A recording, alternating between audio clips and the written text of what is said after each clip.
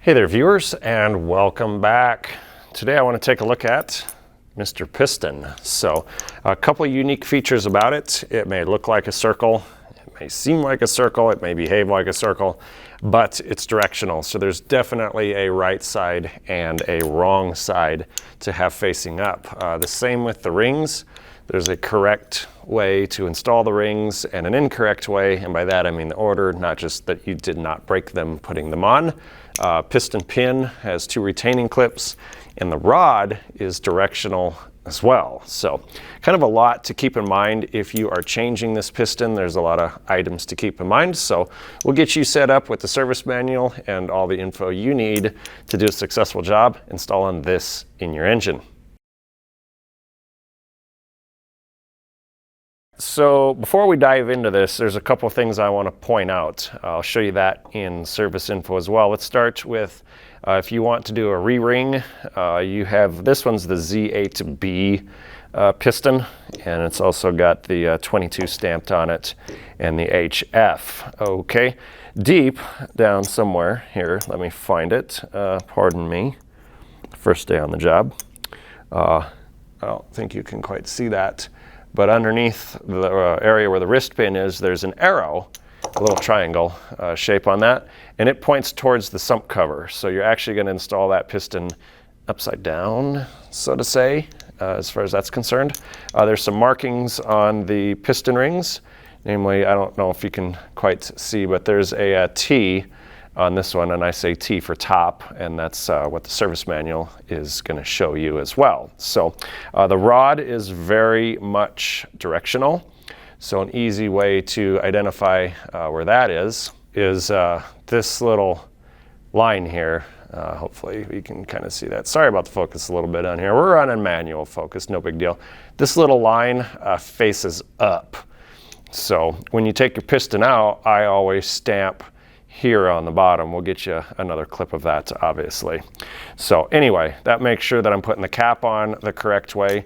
You should not ever be able to see the little line with the rod installed correctly. So with that little bit of knowledge, you now know how to get the piston installed correctly, meaning the right way oriented on the rod when you remove it, and you know how to orient the piston in the engine correctly.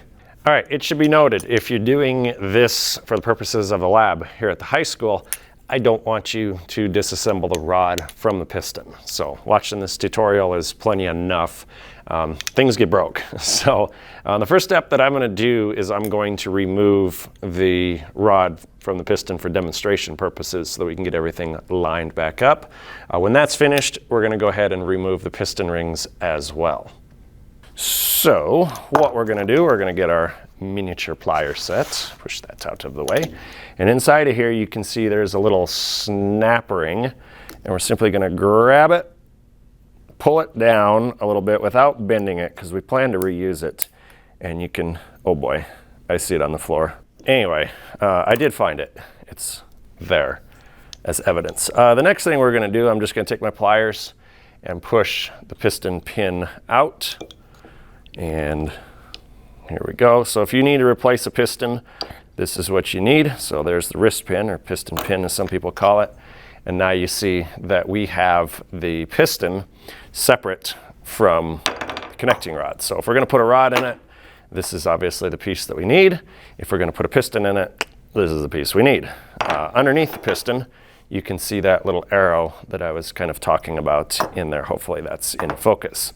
Okay, on the other side of the piston, you can see that there's a little snap ring on this side as well. We're going to go ahead and remove that. Hold on to it a little tighter this time, and there we are. Cool. Okay, so we have our piston with the rings. We've removed the accessories from it. Let's go ahead and pretend that we're going to re-ring this piston. So here's my technique.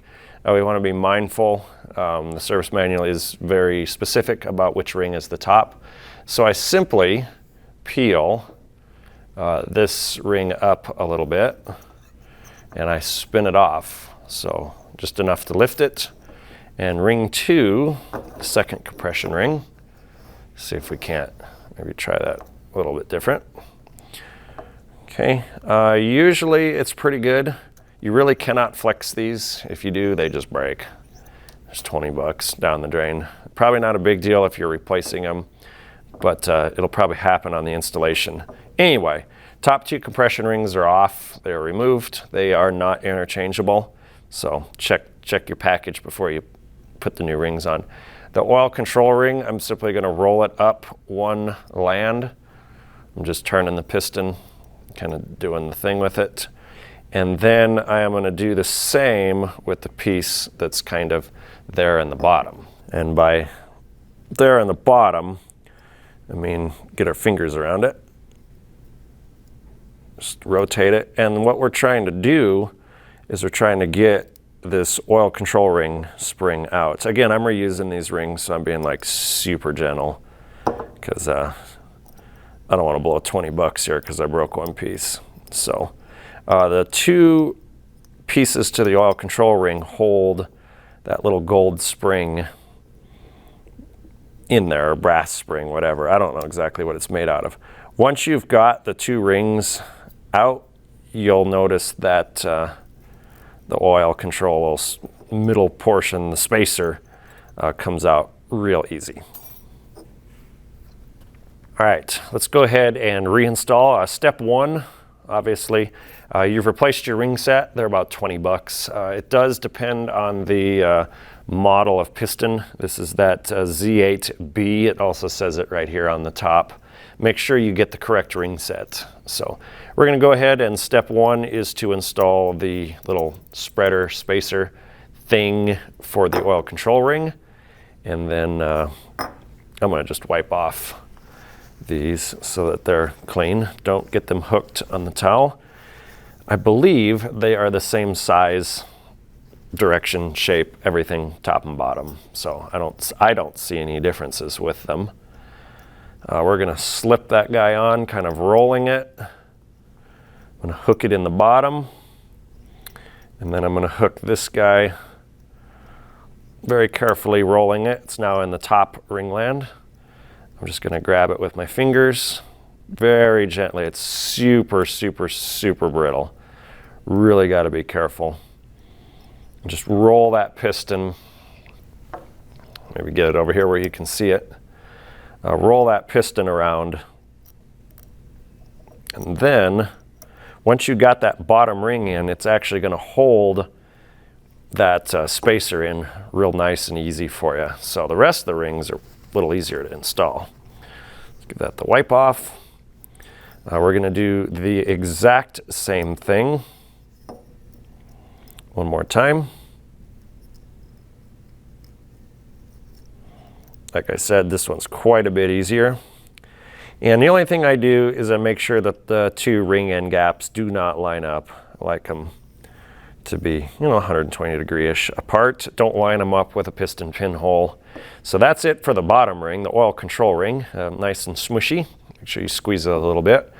We'll take the second ring and we'll put it with the T facing up, the brand mark, if you will. I'm going to go put the second ring in the top land. Okay, so we've installed it in the wrong spot, and then we're simply going to bump it down 1 notch because it's pretty brittle.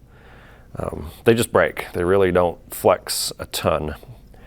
So we'll try that one more time using the roll motion. Might get a pliers underneath. I'm not going to squeeze it. There we go. Okay, so he's nice and squishy. You can hopefully see the end gap, and I'm going to set him about there. Just by there, I mean about there.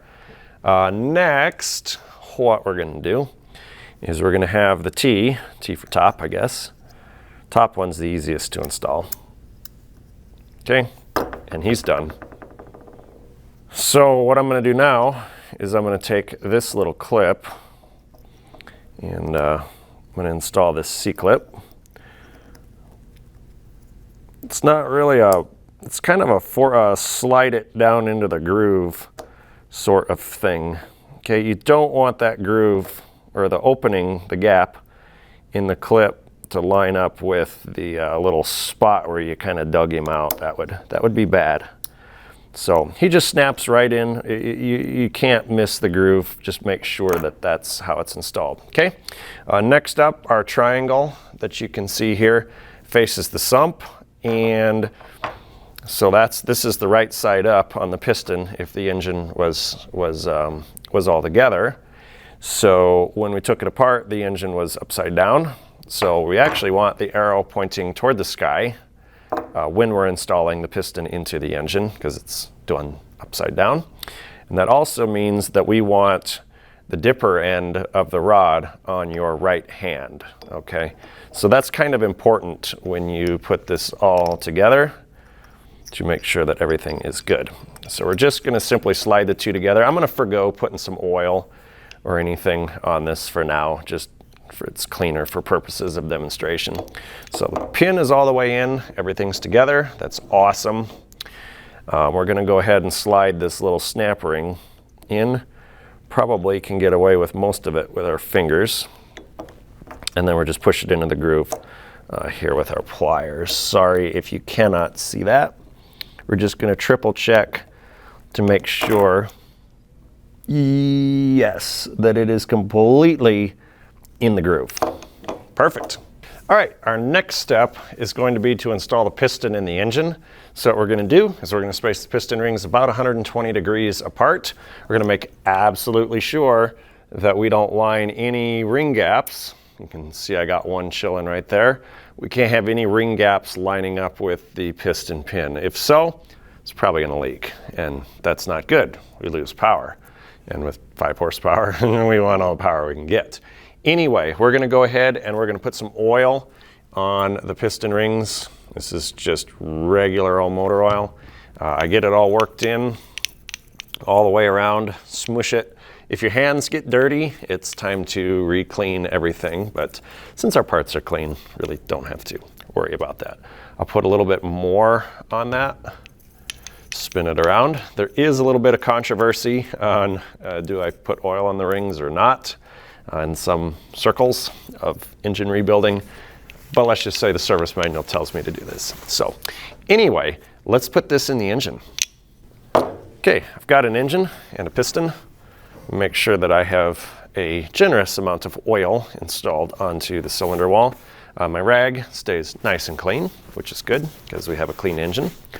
I have my piston rings about 120 degrees out. So here's this ring gap, and there's that ring gap, and then I have an oil control ring gap there and another one there. So nobody lines up with a piston pin, and nobody lines up with another ring gap. Next, what we're gonna do is I'll position this. Hopefully you can see it a little bit better, but when I set the piston in crooked, you can see it pops the rings up. So what I'm gonna do is just keep a little bit, it's kind of a wiggle thing. And I use this little tab up here to help me get that in. So it starts to self-align. You can see I've got the first ring in, it just kind of clicked in. Then you want to get your fingers up underneath it. It's a little hard with a camera in my way. And you can kind of work the bottom of the piston in a little bit more. Okay, and you can spin the piston around, it's fine. But you don't want to break the ring, you don't want to jam it. You just kind of want to have all your ring slack up there on the top. And the oil control ring is usually really well behaved and slides in just like that. Okay, so now that the piston is installed in the engine, we want to flip it right side up. The rings will stay put, the piston will spin, so everything is good as best we can. We want to make sure our dots that we put on the rod are facing up and that our dipper is on the right-hand side of the engine because you're viewing it from upside down. So if we put the connecting rod in, you know, facing this way, this is actually going to slam against the side of the case, and well, you're going to be taking the engine apart and putting a new rod in it because it's going to bust the end off the dipper. Seen it happen.